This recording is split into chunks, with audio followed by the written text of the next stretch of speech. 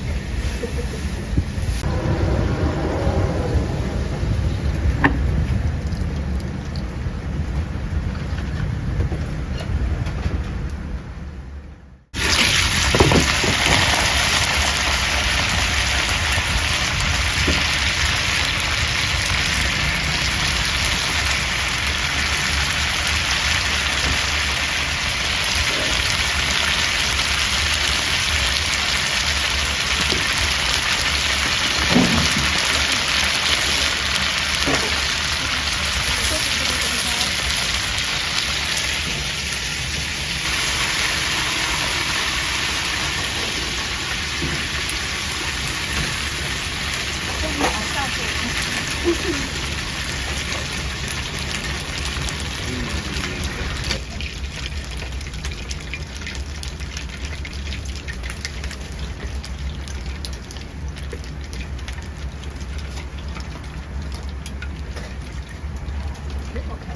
妈给我心里吓得扑通扑通的。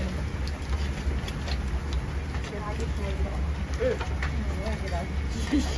那我走了。不好意思啊，看你背个锅。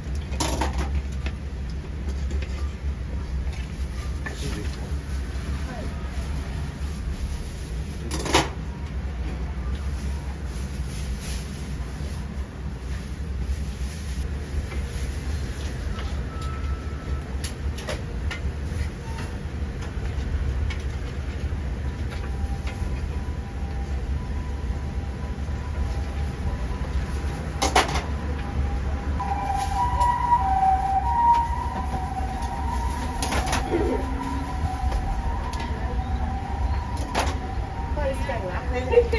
没事。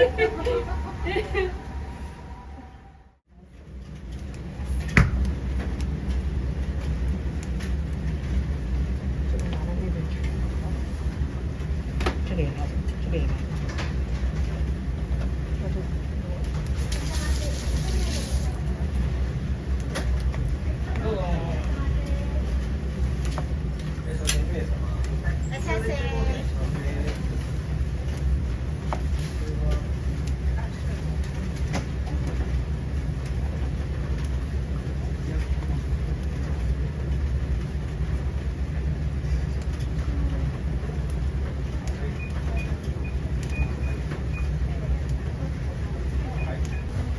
あちらどうぞお手を挙げますね。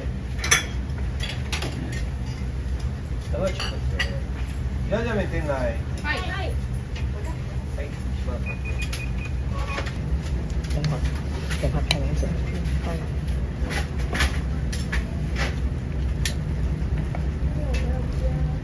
哎哎，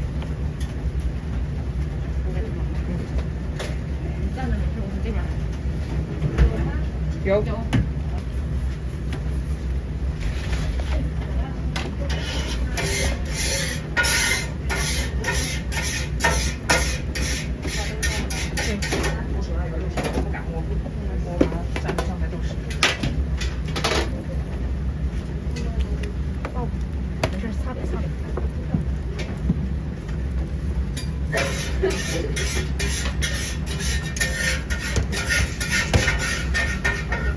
他这个拍你俩应该等会儿弄。